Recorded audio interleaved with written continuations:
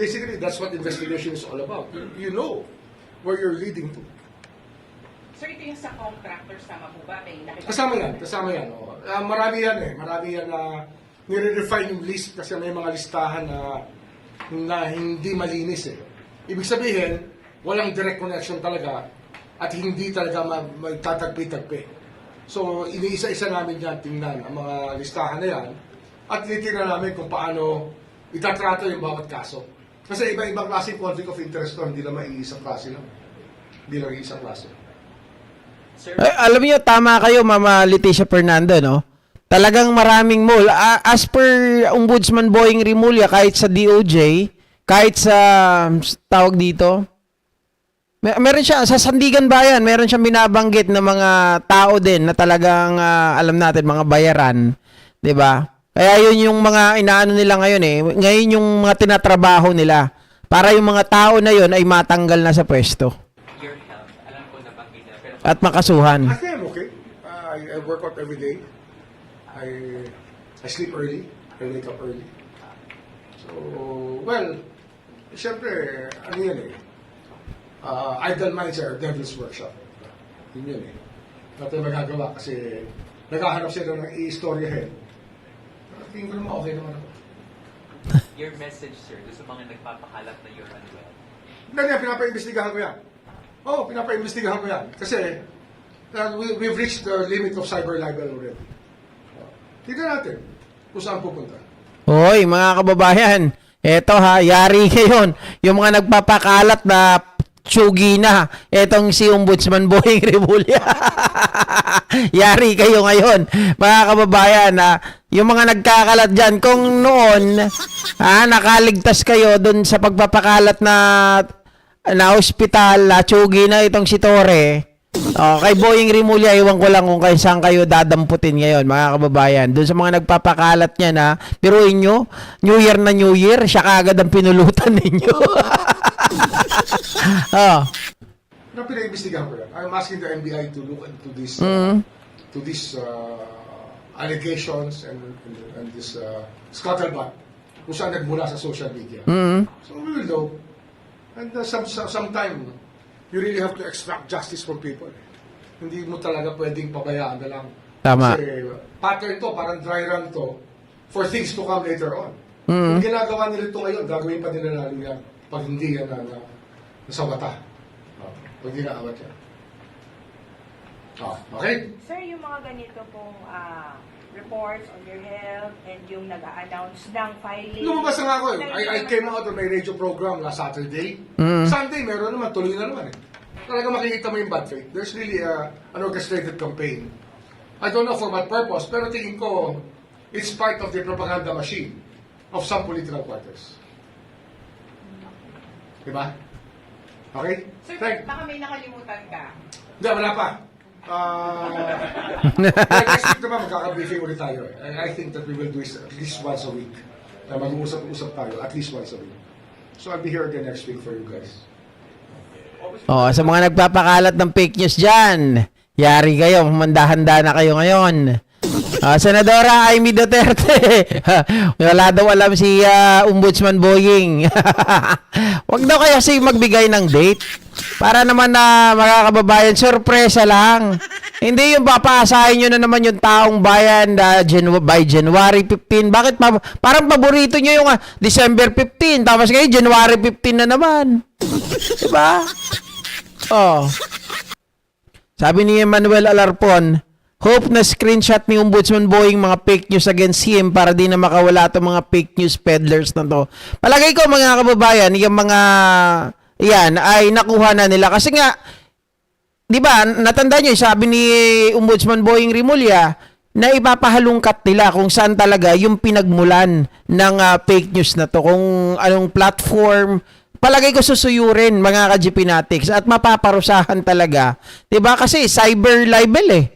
Diba? At ito ay magdudulot ito ng hindi kaaya-aya kasi ng halimbawa mga kababayan, syempre kapag pinakalat mo na patay na si Boying, 'di ba? Magdudulot ito ng ng pag-trauma din sa dun sa kanyang pamilya. 'Di ba kung sino makakita nito, syempre mag-aalala. Oh, mga kababayan, lahat ng mga naapektuhan na 'yan, oh. Kaya hindi hindi ko malaman dito sa mga DDS na 'to. Puro na lang pami-make news ang ginagawa. Hindi na kayo natuto. Hindi kagaya ngayon, mga kababayan, yung isang DDS na alam naman natin, galing pa sa Armed Forces, 'di ba? Itong si Romeo Poquis. Oh. Nung sila ay nananawagan ng sedition, ang tapang-tapang. Mga kababayan, na kesyo mag-aklak, kesyo yung Armed Forces, men in uniform, ay anuhan na ang presidente. 'Di ba? Yun ang sinasabi niya, panawagan niya na, labanan na, patalsikin na, pababain na. Tapos ngayon nung nahuli, ay hindi ko sinasabi yan.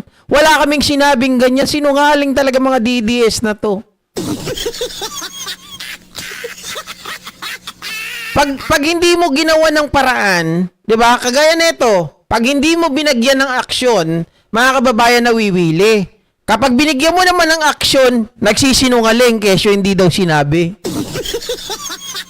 Kaya sana nga, tama, mamilukanan ka na, tuluyan, kagaya ng ginawa nila doon sa mga DDS na to, na nagpapakalat ng sedition, nagpapakalat ng fake news, para hindi natularan, para madala. 'Di ba? Tapos puro kasinungalingan pa yung mga pinagkakalat ng mga abogado.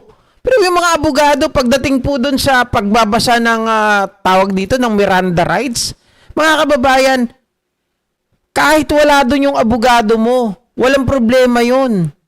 At hindi kailangan sumabay ng abogado habang dinadala yung akusado doon sa dapat pagdalhan. Ang abogado, kailangan lang yan, mga kababayan, kapag dinidinig na kung ano talaga yung kaso ng tao, kung ano talaga yung nilabag ng tao. Pero sa pagbabasa ng Miranda rights, hindi kailangan ng abogado pa doon. Mio Marimar. Anong pinagpapakalat kaya? Tapos nakita ko sa party, nagsayaw-sayaw, ang lambot ng katawan, talagang hayop gumiling. Pero kita mo, puro talo naman yung kaso. Diba? Eh paano kasi mga kababayan, minimislead nila yung mga yung proseso ng batas. Dahil dito maliwanag nga rito, may nakita ako na isang dito, pinaliwanag ni Attorney Ibanez din yung bagay na yan. Paparinig ko na lang din, mga kababayan, kung paano yung proseso. Pero marami pa akong abogado na nakita na pinapaliwanag yung hinggil sa proseso ng pagbabasa ng Miranda rights. Teka lang anuhin natin. Sana nandito pa.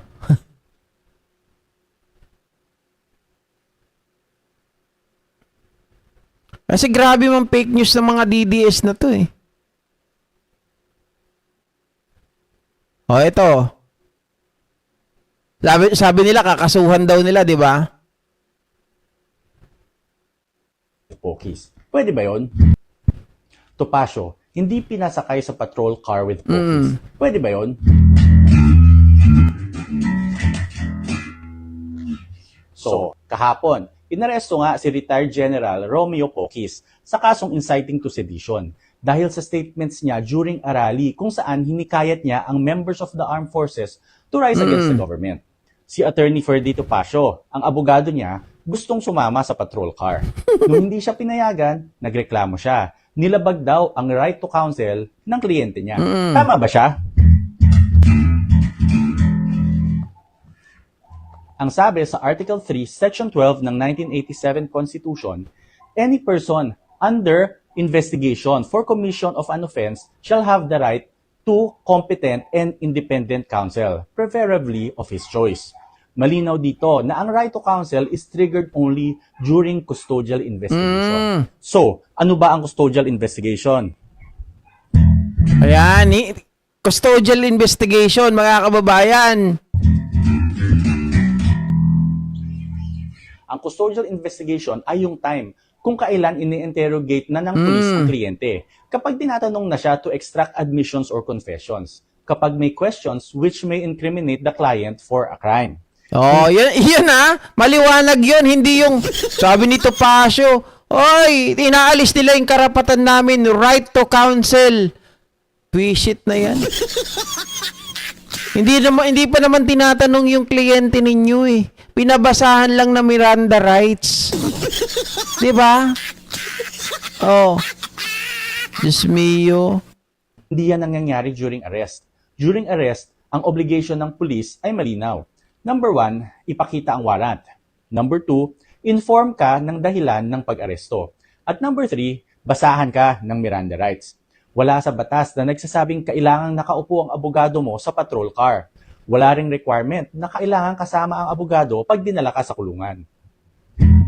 Oh, maliwanag 'yon. Talagang eto si Topacio.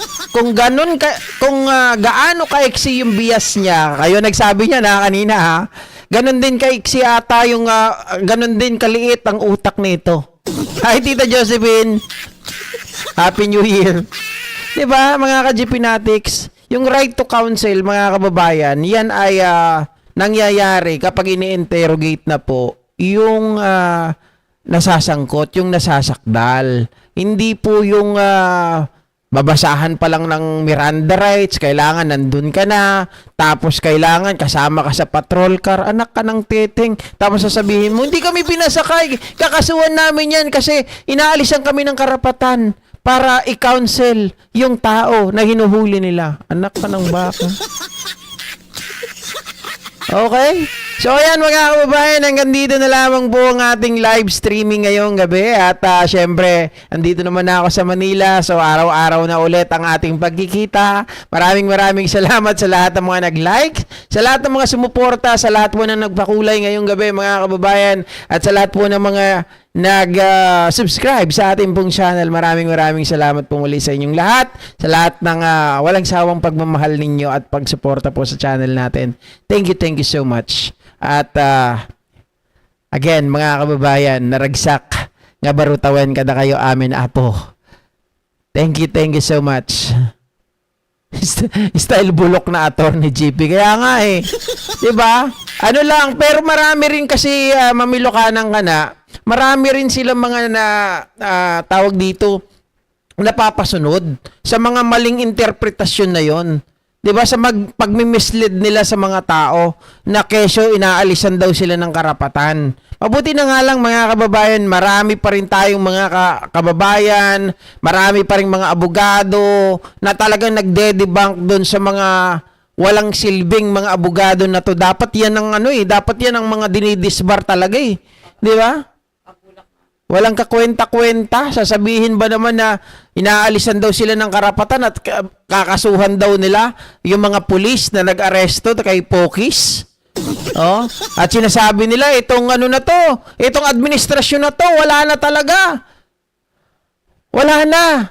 Talagang kinakain na yung batas. Wala na, hindi na gumagana. Hindi na gumagana. Mga kababayan, gusto nila yung batas nila ang masunod, yung mali na pag-interpret ng ating konstitusyon. Visit. Oh, kaya lahat ng kaso nito Pacquiao ay talo. Oh. 'Di ba?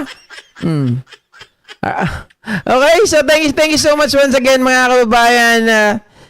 Maraming salamat po muli at magkita-kita tayo sa mga susunod na live stream natin. Thank you. Bye-bye. Good night, guys. Buyers. Sa mga members natin, salamat ha.